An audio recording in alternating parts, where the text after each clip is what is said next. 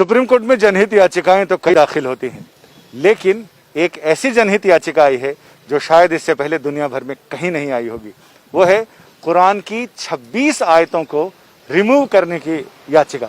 और हम बात कर रहे हैं, याचिकाकर्ता हमारे साथ हैं सैयद वसीम रिजवी। वसीम साहब, ये कौन सी 26 आयतें हैं जिसको आपने रिमूव करने की अर्जी लगाई है सुप्रीम कोर्ट में? दोहार देखिए, प्रॉफिट मोहम्मद के बाद पहले खलीफा अबू बकर, दूसरे खलीफा उमर और तीसरे खलीफा उस्मान द्वारा कुरान को कलेक्ट करके और उसको जारी किया गया एक किताबी शक्ल में। कुरान के अंदर कुछ आयतें ऐसी हैं जो आतंक को बढ़ावा देती हैं, वायलेंस टीचिंग हम कहें उसको एक तरह से, वो कुरान के अंदर इस तरह की बातें हैं और बहुत अच्छी बातें भी हैं जो इंसानियत के लिए हैं। तो अल्लाह के मैसेज दो तरह के नहीं हो सकते। तो ये तीन जो खलीफा थे, इन्होंने ताकत का इस्तेमाल करते हुए कुरान के अंदर अमेंडमेंट करके इस तरह की आयतों को डालकर कुरान शरीफ को दुनिया के लिए जारी किया और उसी का सहारा लेकर पूरी दुनिया में आगे बढ़े हैं ताकत के दम पर इस्लाम को फैलाने के लिए। कोई भी धर्म मोहब्बत से फैलाया जा सकता है, ताकत के दम पर नहीं फैलाया जा सकता। और इस वजह से आज इस्लाम को फैलाने के लिए जो कुरान के अंदर अमेंडमेंट किए गए थे, जो इस तरह के मैसेजेस डाले गए थे, जो वायलेंस को बढ़ा रहे थे, जो जुल्म और ज़्यादती कर रहे थे, आज उसका फ़ायदा आतंकवादी उठा रहे हैं। मदरसों के ज़रिए आम मुसलमानों के बच्चे उसको पढ़ रहे हैं और उनका जहन जो है वो कट्टरपंथ की तरफ बढ़ रहा है। तो ये बहुत नुकसानदेह, बहुत सी ऐसी बातें हैं जो हमने अपनी PIL में लिखी हैं, लेकिन क्योंकि अभी हमने PIL दाखिल की है, कोर्ट में पेंडिंग है, वो बातें हम खुलकर नहीं बता सकते। लेकिन हमें उम्मीद है कि ये चीज़ें कोर्ट को इसमें इंटरफेरेंस करना चाहिए। हमारी देश की सुरक्षा से जुड़ा मामला है। इन 26 आयतें जो वायलेंस की टीचिंग है इस्लाम के अंदर, जो पूरी दुनिया में आतंक का सबब बनी हुई हैं, इनको कुरान से रिमूव होना चाहिए।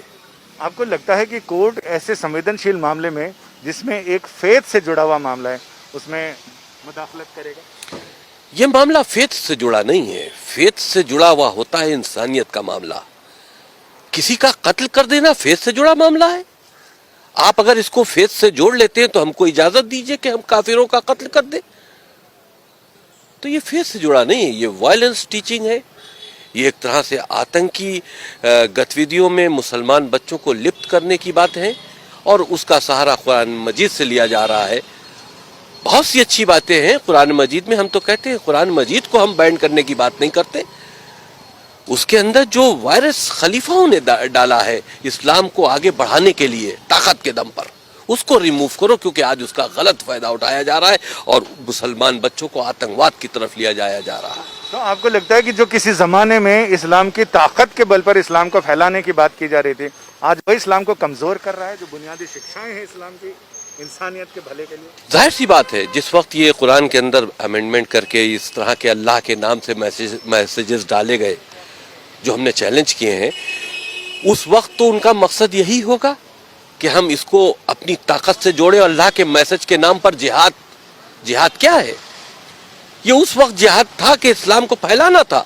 आज वो जिहाद का गलत इस्तेमाल हो रहा है, आतंकवादी जिहाद का इस्तेमाल कर रहे हैं। तो उस वक्त तो इस्लाम का दायरा बढ़ाने के लिए ये काम किया गया था, लेकिन आज इस्लाम उसी से बदनाम हो रहा है। हमारे साथ सुधाकर द्विवेदी जी हैं, जिन्होंने ये सारी पिटीशन ड्राफ्ट भी की है और इसके बारे में इनके तकनीकी पहलुओं पे बात करते हैं कि इसमें आपने इसको संवैधानिक की जो मूल भावना है, जिसमें देश के खिलाफ हमला या देश पर हमला, देश की संप्रभुता, एकता और अखंडता पर, उसके साथ आपने देखिए, जो हमारा संविधान है वो प्रत्येक नागरिक को जो है प्रोटेक्शन देता है। तो उसी प्रोटेक्शन में जो है कोई भी ऐसी टीचिंग नहीं हो सकती जिससे कि आतंकवाद की पढ़ाई हो, जिससे कि आतंकवाद को एजुकेट किया जाए। तो ऐसे किसी भी धर्म में, ऐसा नहीं कि केवल मुस्लिम धर्म में, किसी भी धर्म में इस तरीके की कोई भी टीचिंग हो तो उसको चैलेंज किया जा सकता है। और हमारा संविधान इस चीज़ का अधिकार देता है कि अगर देश के खिलाफ कोई प्रॉक्सी वॉर के लिए कोई टीचिंग हो रही हो चाहे वो स्कूल एजुकेशन में हो या किसी भी तरीके की एजुकेशन में हो, तो उसको रिमूव करने का हमारा राइट है। और दूसरा कि इस्लामिक आतंकवाद इसमें सबसे ज़्यादा आगे जो है रहा है शुरू से पूरे विश्व में, और उसका सबसे ज़्यादा भुक्तभोगी जो है वो हिंदुस्तान रहा है। इसलिए हम लोग इसको इंडिया की सुप्रीम कोर्ट के अंदर इसको हम लोग चैलेंज कर रहे हैं, क्योंकि इससे रिलीफ जो है वो सुप्रीम कोर्ट दे सकती है और कोई रिलीजियस वो नहीं दे सकते। और इसमें कोई रिलीजियस इशू नहीं है, ये कोई धार्मिक उसको हमने कोई चैलेंज नहीं किया है। हमारा केवल इसके अंदर जो मेन ग्राउंड है वो यही है कि कोई भी ऐसी टीचिंग जो आतंकवाद को बढ़ाती हो, जो ह्यूमैनिटी के लिए खतरा हो, उसको रिमूव किया जाए। कुरान एक बहुत अच्छा ग्रंथ है, उसकी जितनी पॉजिटिव चीज़ें वो ज़रूर पढ़ाई जानी चाहिए, लेकिन जो चीज़ें इंसानियत के खिलाफ हो उनको रिमूव करने के लिए हमने इसमें प्रेयर की। आपका बहुत बहुत शुक्रिया। अमूमन इस तरह की याचिकाओं में कोर्ट ये कहता है कि आप अप्रोप्रिएट प्लेटफॉर्म पर इस मामले को लेकर जाएं और वहां अपने सबमिशंस दें। इसी को देखते हुए याचिकाकर्ता ने पहले ही देश के 57 ऐसे रजिस्टर्ड इस्लामिक संगठनों को इस याचिका की प्रति भेजी और उनसे ये कहा कि आपका जवाब इन 26 आयतों पर क्या है, जवाब अभी तक मिला नहीं है। लिहाजा ऐसे में उम्मीद की जा रही है कि अगले हफ्ते शायद ये मामला सुनवाई के लिए सुप्रीम कोर्ट की चौखट पर पहुंच जाए। कैमरामैन अनुराग सक्सेना के साथ संजय शर्मा, दिल्ली, आज तक।